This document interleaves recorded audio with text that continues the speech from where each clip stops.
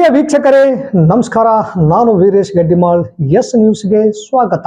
ಇಂದಿನ ಮುಖ್ಯಾಂಶಗಳು: ಅಜಯ್ ಧರ್ಮಸಿಂಗ್ ಜಿಲ್ಲಾ ಪ್ರವಾಸ, ಬೆಳೆ ವೀಕ್ಷಣೆ, 2,73,000 ಹೆಕ್ಟರ್ನಲ್ಲಿ ಬಿತ್ತನೆ, 90% ಬೆಳೆ ಹಾನಿ. ಸಿಂಧನೂರು ಪ್ರಶಾಂತ್ ಲಾಡ್ಜ್ನಲ್ಲಿ ಬಂಗಾಲಿ ಕ್ಯಾಂಪ್ ಯುವಕ ಆತ್ಮಹತ್ಯೆ, ಪೊಲೀಸರಿಂದ ತನಿಖೆ. ರಾಯಚೂರು ಜಿಲ್ಲೆಯನ್ನು ಬರಪೀಡಿತ ಪ್ರದೇಶವೆಂದು ಘೋಷಿಸಿ ಜಿಲ್ಲಾ ಉಸ್ತುವಾರಿ ಸಚಿವರಿಗೆ ರೈತ ಸಂಘ ಮನವಿ. ಆಗಸ್ಟ್ 10ಕ್ಕೆ ಟಿಬಿ ಡ್ಯಾಂನಿಂದ ಕಾಲುವೆಗೆ ನೀರು ಬಿಡದ ಸರ್ಕಾರದ ವಿರುದ್ಧ ಬೃಹತ್ ಪ್ರತಿಭಟನೆ. ಕೆ ಕರಿಯಪ್ಪ.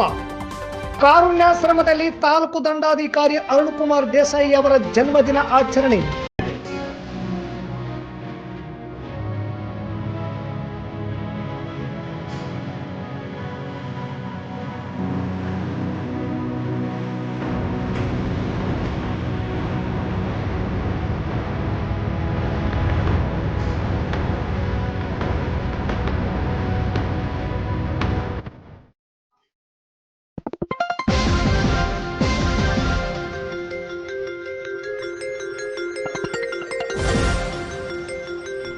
ಎಸ್ ನ್ಯೂಸ್, ಇದು ನಿಮ್ಮ ಧ್ವನಿ.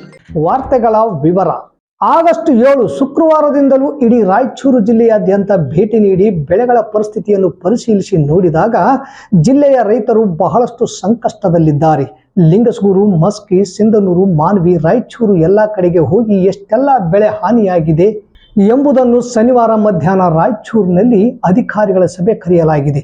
ಸಭೆಯಲ್ಲಿ ಚರ್ಚಿಸಿ ಸರ್ಕಾರಕ್ಕೆ ಸಮಗ್ರ ವರದಿಯನ್ನು ಸಲ್ಲಿಸಲಾಗುವುದು ಎಂದು ನೂತನ ಜಿಲ್ಲಾ ಉಸ್ತುವಾರಿ ಸಚಿವ ಅಜಯ್ ಧರ್ಮಸಿಂಗ್ ಹೇಳಿದರು. ಸಿಂಧನೂರು ತಾಲೂಕಿನ ಜವಳಗೆರೆ ಸೀಮಾದ ಮಣ್ಣಿಕೇರಿ ಕ್ಯಾಂಪ್ಗೆ ಭೇಟಿ ನೀಡಿ ರೈತರು ಬಿತ್ತನೆ ಮಾಡಿದ ಹತ್ತಿ ಬೆಳೆಗಳು ಒಣಗಿ ಹೋಗಿದ್ದನ್ನು ವೀಕ್ಷಿಸಿ ಮಾತನಾಡಿದ ಅವರು, ನಿನ್ನೆಯಿಂದ ಎಲ್ಲ ತಾಲೂಕುಗಳಿಗೆ ನಾವು ಭೇಟಿ ಕೊಡ್ತಾ ಇದ್ದೀವಿ. ಅಲ್ಲಿರ್ತಕ್ಕಂಥ ರೈತರು ಒಂದು ಏನು ಪರಿಸ್ಥಿತಿ ಇದೆ, ಯಾವುದೇ ರೀತಿಯಿಂದ ಸಂಕಷ್ಟದಲ್ಲಿದ್ದಾರೆ.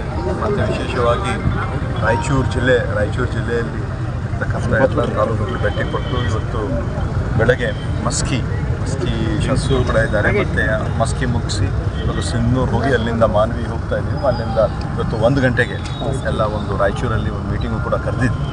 ನಿನ್ನೆ ಬೆಳಗ್ಗೆಯಿಂದ ರಾಯಚೂರು ಗ್ರಾಮಾಂತರ, ಲಿಂಗಸೂರು, ದೇವದುರ್ಗ ಎಲ್ಲ ಕಡೆ ಮುಗಿಸಿ ಪ್ರತಿಯೊಂದು ತಾಲೂಕು ಭೇಟಿ ಕೊಟ್ಟು ಅಲ್ಲಿ ಇರ್ತಕ್ಕಂಥ ರೈತರ ಪರಿಸ್ಥಿತಿ ಏನಿದೆ. ಯಾಕಂದರೆ ಮಾನ್ಯ ಮುಖ್ಯಮಂತ್ರಿಯವರು ನೇರವಾಗಿ ಯಾವ್ಯಾವ ಬೆಳೆ ಏನೇನು ಸಮಸ್ಯೆ ಇದೆ ನೇರವಾಗಿ ಮುಖ್ಯಮಂತ್ರಿಯವರು ತಮ್ಮ ಮೊದಲ ಒಂದು ಕ್ಯಾಬಿನೆಟ್ ಮೀಟಿಂಗಲ್ಲಿ ಎಲ್ಲ ಹಳ್ಳಿಗೆ ಹೋಗಬೇಕು ಅಂತ ಏನು ನಿರ್ದೇಶನ ಏನು ಕೊಟ್ಟಿದ್ದಾರೆ. ರೈತರ ಹತ್ರ ನಾವು ನೇರವಾಗಿ ಅವರ ಮನೆ ಬಾಗಿಲಿಗೆ ನಾವು ಹೋಗ್ತಕ್ಕಂಥ ಕೆಲಸ ಇಡೀ ಸರ್ಕಾರನೇ ಮಾಡ್ತಾರೆ. ಏನೇನಿದೆ ಅಂತ ಎಲ್ಲ ತಿಳ್ಕೊಂಡು ಒಂದು ವರದಿಯನ್ನು ನೀಡ್ತೀವಿ. ಸೂಕ್ತವಾದ ಒಂದು ಕ್ರಮ ರೈತರಿಗೆ ಏನು ಅನುಕೂಲ ಆಗ್ತದೆ ಎಲ್ಲವನ್ನು ಗಮನದಲ್ಲಿಟ್ಕೊಂಡು ಖಂಡಿತವಾಗಿ ಮಾಡ್ತೀವಿ ಸರ್. ಪ್ರಾಥಮಿಕ ಮಾಹಿತಿ ಪ್ರಕಾರ ಎಷ್ಟು ಹಾನಿಯಾಗಿದೆ ಅಂತ ನೀವು ಮಾಹಿತಿ ಇದೆ? ಅಲ್ಲ, ಇವಾಗ ನಮ್ಮ ಇಲ್ಲಿ ರಾಯಚೂರು ಜಿಲ್ಲೆಯಲ್ಲಿ ಸುಮಾರು 7,73,000 ಏನು ಹೆಕ್ಟೇರ್ಸು ಬಿತ್ತನೆ ಆಗಿದೆ. ಅದರಲ್ಲಿ ಹೆಚ್ಚಿನ 1,70,000 ಅಷ್ಟು ಏನು ಹತ್ತಿನೇ ಬಿತ್ತನೆ ಆಗಿದೆ. ಸುಮಾರು 70,000 ತೊಗರಿ ಆಗಿದೆ. ಮಿಕ್ಕಿದೆಲ್ಲ ಬೇರೆ ಸೂರ್ಯಕಾಂತಿ ಎಲ್ಲ ಆಗಿದೆ. ನೋಡ್ತಾ ಇದ್ದೀನಿ ಬಹಳಷ್ಟು ಕನಿಷ್ಠ ನನಗೆ ತಿಳಿದಿರುವಂತೆ 85-90% ಹಾನಿಯಾಗಿದೆ ಅಂತ ಕಾಣ್ತಾ ಇದೆ. ಎಲ್ಲ ವರದಿ ಪ್ರಕಾರ ಈಗ ಮಳೆ ಬರುವ ಯಾವುದೇ ಸೂಚನೆ ಕಾಣ್ತಾ ಇಲ್ಲ. ಏನಾದ್ರು ಬರಗಾಲ ಜಿಲ್ಲೆ ಘೋಷಣೆ ಮಾಡುವಂಥ ಅದೆಲ್ಲ ಒಂದು ಮಾನ್ಯ ಮುಖ್ಯಮಂತ್ರಿಯವರು ಒಂದು ಸರಿಯಾದ ರೀತಿಯಿಂದ ಸಮಾಲೋಚನೆಯನ್ನು ಮಾಡಿ ರೈತರ ಪರವಾಗಿ ಒಂದು ಭಾಗ ಜನರಿಗೆ ಒಂದು ತೀರ್ಮಾನ ಸರ್, ತಾವು ಯಾವ ಖಾತೆ ಆಕಾಂಕ್ಷಿಯಾಗಿದೆ ನೋಡೋಣ. ಇವಾಗ ನಮ್ಮ ಪಕ್ಷದ ವರಿಷ್ಠರು ಏನು ಖಾತೆ ಕೊಟ್ಟರೂ ಕೂಡ ಅದು ನಿಭಾಯಿಸ್ತಕ್ಕಂಥ ಒಂದು ವಿಶ್ವಾಸ. ಮೊದಲ ಕ್ಯಾಬಿನೆಟ್ನಲ್ಲಿ ಮುಖ್ಯಮಂತ್ರಿ ಡಿ.ಕೆ. ಶಿವಕುಮಾರ್ ಅವರು ಸಚಿವರು ಜಿಲ್ಲಾ ಪ್ರವಾಸ ಮಾಡಿ ತಾಲೂಕು, ಹೋಬಳಿ ಮತ್ತು ಗ್ರಾಮಾಂತರ ಪ್ರದೇಶಗಳಿಗೆ ಭೇಟಿ ನೀಡಿ ಸಮಗ್ರ ವರದಿ ಸಲ್ಲಿಸಲು ಸೂಚಿಸಿದ್ದಾರೆ. ಹೀಗಾಗಿ ರೈತರ ಮನೆ ಬಾಗಿಲಿಗೆ ಸರ್ಕಾರ ಹೋಗುವ ಕೆಲಸ ಮಾಡುತ್ತಿದೆ. ಸಾರ್ವಜನಿಕರಿಗೆ, ರೈತರಿಗೆ ಏನೆಲ್ಲ ಸಂಕಷ್ಟಗಳಿವೆ ಎಂದು ರೈತರಿಂದ, ಸ್ಥಳೀಯ ಅಧಿಕಾರಿಗಳಿಂದ ಸಮಗ್ರ ಮಾಹಿತಿ ಪಡೆದು ಸೂಕ್ತ ವರದಿಯನ್ನು ಸರ್ಕಾರಕ್ಕೆ ನೀಡುತ್ತೇವೆ. ಈಗ ರಾಯಚೂರು ಜಿಲ್ಲೆಯಾದ್ಯಂತ 2,73,000 ಹೆಕ್ಟರ್ ಭೂಮಿಯಲ್ಲಿ ಬಿತ್ತನೆಯಾಗಿದೆ. ಅದರಲ್ಲಿ 1,70,000 ಹೆಕ್ಟರ್ ಪ್ರದೇಶದಲ್ಲಿ ಹತ್ತಿ ಬಿತ್ತನೆಯಾಗಿದೆ. 70,000 ಹೆಕ್ಟರ್ನಲ್ಲಿ ತೊಗರಿ ಬಿತ್ತನೆಯಾಗಿದೆ. ಮಿಕ್ಕಿದ್ದೆಲ್ಲ ಸೂರ್ಯಕಾಂತಿ, ಸಜ್ಜೆ ಸೇರಿದಂತೆ ಇನ್ನಿತರೆ ಬೆಳೆಗಳ ಬಿತ್ತನೆಯಾಗಿದೆ. ಒಟ್ಟಿನಲ್ಲಿ ರಾಯಚೂರು ಜಿಲ್ಲೆಯಾದ್ಯಂತ ಪ್ರತಿಶತ 90% ಬೆಳೆ ನೀರಿನ ಕೊರತೆಯಿಂದ ತೇವಾಂಶ ಇಲ್ಲದೆ ಒಣಗಿ ಹಾಳಾಗಿದ್ದು ಕಂಡುಬರುತ್ತಿದೆ ಎಂದರು. ರಾಯಚೂರು ಜಿಲ್ಲೆಯನ್ನು ಬರಗಾಲ ಪೀಡಿತ ಪ್ರದೇಶವೆಂದು ಘೋಷಣೆ ಮಾಡುತ್ತೀರಾ ಎಂಬ ಪತ್ರಕರ್ತರ ಪ್ರಶ್ನೆಗೆ ಉತ್ತರಿಸಿದ ಅವರು, ನೋಡೋಣ, ಜಿಲ್ಲೆಯ ಸಮಗ್ರ ಸೂಕ್ತ ವರದಿಯನ್ನು ಸರ್ಕಾರದ ಗಮನಕ್ಕೆ ತಲುಪಿಸುತ್ತೇವೆ. ಬರಗಾಲ ಘೋಷಣೆಗೂ ಒತ್ತಾಯ ಮಾಡುತ್ತೇವೆ. ಸರ್ಕಾರ ಯಾವ ತೀರ್ಮಾನ ತೆಗೆದುಕೊಳ್ಳುತ್ತದೆ ಎಂಬುದು ಮುಂದೆ ಗೊತ್ತಾಗಲಿದೆ ಎಂದರು. ನೀವು ಈಗ ರಾಯಚೂರು ಜಿಲ್ಲಾ ಉಸ್ತುವಾರಿ ಮಂತ್ರಿ ಆಗಿದ್ದೀರಿ. ಮುಂದೆ ಯಾವ ಖಾತೆಯನ್ನು ಅಪೇಕ್ಷೆ ಪಡುತ್ತೀರಿ ಎಂಬ ಪ್ರಶ್ನೆಗೆ, ಅದು ಸರ್ಕಾರದ ತೀರ್ಮಾನ. ಯಾವ ಖಾತೆ ಕೊಟ್ಟರೂ ನಿಭಾಯಿಸುವೆ. ಪಕ್ಷಕ್ಕಾಗಿ ಪ್ರಾಮಾಣಿಕವಾಗಿ ಕೆಲಸ ಮಾಡಿ ಸಾರ್ವಜನಿಕರ ಹಿತ ಬಯಸಿ ಕೆಲಸ ಮಾಡುವೆ ಎಂದರು. ಈ ವೇಳೆ ಮಾಜಿ ಸಚಿವ NS ಬೋಸರಾಜ್, ಮಸ್ಕಿ ಕ್ಷೇತ್ರದ ಶಾಸಕ R ಬಸನಗೌಡ ತುರ್ವಿಹಾಳ್, ಮಾನವಿ ಶಾಸಕ ಅಂಪಯ್ಯ ನಾಯಕ್, MLC ಬಸನಗೌಡ ಬಾದರ್ಲಿ ಸೇರಿದಂತೆ ಕಾಂಗ್ರೆಸ್ ಕಾರ್ಯಕರ್ತರು, ರೈತರು, ರೈತ ಮುಖಂಡರು ಹಾಗೂ ಸಾರ್ವಜನಿಕರು ಇದ್ದರು. ಸಿಂಧನೂರು ನಗರದ ಪ್ರಶಾಂತ್ ಲಾಡ್ಜ್ನಲ್ಲಿ ಜುಲೈ 12ರಿಂದಲೂ ವಾಸ ಮಾಡುತ್ತಿದ್ದ ಎಂಬುದು ತಿಳಿದು ಬಂದಿದ್ದು, RH ನಂಬರ್ 3ರ ಬಂಗಾಲಿ ಕ್ಯಾಂಪಿನ ಸುಕೇಶ್ 24 ವಯಸ್ಸು ಎಂಬ ಯುವಕ ಶನಿವಾರ ಸುಮಾರು ಬೆಳಗಿನ ಜಾವದ ಸಮಯದಲ್ಲಿ ಲುಂಗಿಯಿಂದ ಫ್ಯಾನ್ಗೆ ನೇಣು ಹಾಕಿಕೊಂಡು ಆತ್ಮಹತ್ಯೆ ಮಾಡಿಕೊಂಡ ಹೃದಯ ವಿದ್ರಾವಕ ಘಟನೆ ಜರುಗಿದೆ. ತಾಲೂಕಿನ ಬಂಗಾಲಿ ಕ್ಯಾಂಪ್ RH ನಂಬರ್ 3ರ ನಿವಾಸಿಯಾಗಿದ್ದು, ತಂದೆ ತಾಯಿ ಜೊತೆ ಸಣ್ಣ ಪುಟ್ಟ ಗಲಾಟೆ ಮಾಡಿಕೊಂಡು ಬಂದು ಜುಲೈ 12ರಿಂದ ಪ್ರಶಾಂತ್ ಲಾಡ್ಜ್ನಲ್ಲಿ ಇದ್ದುಕೊಂಡು ಮೇಷನ್ ಕೆಲಸಕ್ಕೆ ಹೋಗುತ್ತಿದ್ದ ಎಂಬ ಮಾಹಿತಿ ಲಭ್ಯವಾಗಿದೆ. ಅಲ್ಲದೆ ಶುಕ್ರವಾರ ರಾತ್ರಿ ಲಾಡ್ಜ್ ಬಿಲ್ ಕಟ್ಟಿದ್ದಾನೆ ಎಂದು ಲಾಡ್ಜ್ನ ಸಿಬ್ಬಂದಿಗಳು ತಿಳಿಸಿದರು. ಅದು ಯಾವ ಕಾರಣಕ್ಕೆ ನೇಣು ಹಾಕಿಕೊಂಡಿದ್ದಾನೆ ನಮಗೆ ತಿಳಿಯದು ಎಂದು ಅವರ ಸಂಬಂಧಿಕರು ಮತ್ತು ತಂದೆ ನಿಮಾಯಿ ಹೇಳಿದರು. ಘಟನೆಯ ವಿಷಯ ತಿಳಿದು ನಗರ ಠಾಣೆ ಪೊಲೀಸರು ಆಗಮಿಸಿ ನೇಣು ಹಾಕಿಕೊಂಡ ಸ್ಥಿತಿಯಲ್ಲಿದ್ದ ಸುಕೇಶ್ ಅವರನ್ನು ನಗರದ ಸಾರ್ವಜನಿಕ ಆಸ್ಪತ್ರೆಗೆ ಪೋಸ್ಟ್ ಮಾರ್ಟಮ್ಗೆ ಆಂಬ್ಯುಲೆನ್ಸ್ ಮೂಲಕ ರವಾನಿಸಿದರು. ವಿಷಯ ತಿಳಿಯುತ್ತಿದ್ದಂತೆ ಸಾಕಷ್ಟು ಸಾರ್ವಜನಿಕರು ಆಗಮಿಸಿ, ಇನ್ನು ಸಣ್ಣ ವಯಸ್ಸು ಏಕೆ ಆತ್ಮಹತ್ಯೆ ಮಾಡಿಕೊಂಡನೋ ಎಂದು ಮಮ್ಮಲ ಮರಗಿದ ದೃಶ್ಯ ಕಂಡುಬಂತು. ಮುಂಗಾರು ಮುಗಿಯುತ್ತಾ ಬಂದರೂ ರಾಯಚೂರು ಜಿಲ್ಲೆಯಾದ್ಯಂತ ಒಂದು ಹನಿ ಮಳೆಯಾಗಿಲ್ಲ. ರೈತರು ಮಳೆ ಬಾರದೆ ಮತ್ತು ತುಂಗಭದ್ರಾ ಜಲಾಶಯದಿಂದ ನೀರು ಬಾರದೆ ಕಂಗಾಲಾಗಿದ್ದು, ಮುಂಗಾರು ಮಳೆ ನಂಬಿ ಈಗಾಗಲೇ ಹತ್ತಿ, ತೊಗರಿ, ಸೂರ್ಯಕಾಂತಿ, ಸಜ್ಜೆ ಬಿತ್ತನೆ ಮಾಡಿದ ಎಲ್ಲಾ ಬೆಳೆಗಳು ಸಂಪೂರ್ಣವಾಗಿ ಒಣಗಿ ಹೋಗಿದ್ದು, ರೈತರು ತೀವ್ರ ಸಂಕಷ್ಟದಲ್ಲಿದ್ದಾರೆ ಎಂದು ಕರ್ನಾಟಕ ರಾಜ್ಯ ರೈತ ಸಂಘ ಹಾಗೂ ಹಸಿರು ಸೇನೆ ವತಿಯಿಂದ ನೂತನ ಜಿಲ್ಲಾ ಉಸ್ತುವಾರಿ ಸಚಿವ ಅಜಯ್ ಧರ್ಮಸಿಂಗ್ ಅವರಿಗೆ ಮನವಿ ಪತ್ರ ಸಲ್ಲಿಸಿದರು. MSP ದರದಲ್ಲಿ ರೈತರ ಜೋಳ ಖರೀದಿಸಿದ ಸರ್ಕಾರ 7 ತಿಂಗಳು ಕಳೆದರೂ ಸಹ ಎಲ್ಲ ರೈತರ ಖಾತೆಗೆ ಹಣ ಜಮಾ ಮಾಡಿಲ್ಲ. ಕೂಡಲೇ ಹಣ ಜಮಾ ಮಾಡಬೇಕು. ಮೊದಲೇ ಸಾಲದ ಸುಳಿಯಲ್ಲಿ ಸಿಲುಕಿದ ರೈತರು ತೀವ್ರ ಆತಂಕಕ್ಕೆ ಒಳಗಾಗಿದ್ದಾರೆ. ಆದ್ದರಿಂದ ರಾಯಚೂರು ಜಿಲ್ಲೆಯನ್ನು ಬರಪೀಡಿತ ಪ್ರದೇಶವೆಂದು ಘೋಷಿಸಿ ರೈತರ ಸಾಲ ಮನ್ನಾ ಮಾಡಬೇಕು ಎಂದು ಮನವಿ ಪತ್ರ ಸಲ್ಲಿಸಿ ರೈತರ ಬೇಡಿಕೆಗಳನ್ನು ಈಡೇರಿಸುವಂತೆ ಮನವಿ ಮಾಡಿದರು.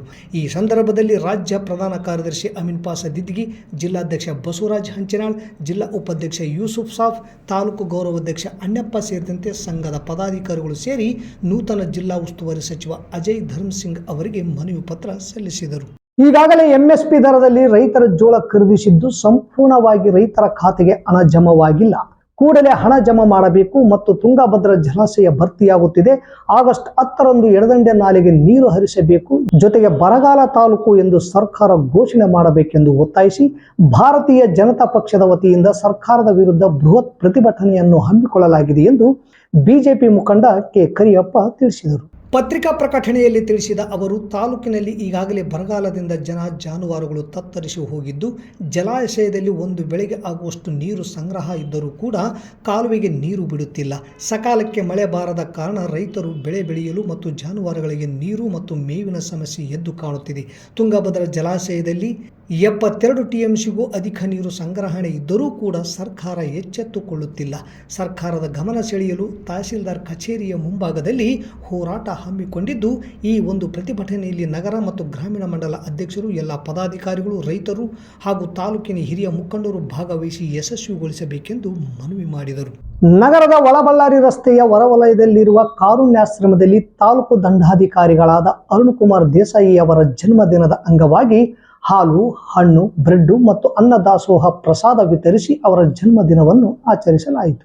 ಕಾರುಣ್ಯಾಶ್ರಮದ ಕಾರ್ಯಾಧ್ಯಕ್ಷರಾದ ಡಾಕ್ಟರ್ ಚನ್ನಬಸವಸ್ವಾಮಿ ಹಿರೇಮಠ ಮಾತನಾಡಿ, ತಾಲೂಕಿನಲ್ಲಿ ದಂಡಾಧಿಕಾರಿಗಳ ಕಾರ್ಯವೈಖರಿ ಎಲ್ಲರ ಪ್ರೀತಿಗೆ ಪಾತ್ರವಾಗಿದೆ. ಅಧಿಕಾರಿಯಾಗಿ ಅಲ್ಲದೆ ಮಾನವೀಯತೆಯ ದೃಷ್ಟಿಕೋನದಿಂದ ನೋಡುವ ಇವರಿಗೆ ಆಶ್ರಮದಿಂದ ಕರುಣೆಯ ಕರುಣಾಮಯಿ ಕಾರುಣ್ಯಮೂರ್ತಿ ಎಂಬ ಶ್ರೇಷ್ಠ ಬಿರುದು ನೀಡಿ ಅಭಿಮಾನದಿಂದ ಅವರ ಜನ್ಮದಿನಕ್ಕೆ ಶುಭ ಕೋರಿ ಆಶ್ರಮದ ಹಿರಿಯ ವೃದ್ಧರಿಂದ ಆಶೀರ್ವದಿಸಲಾಗಿದೆ.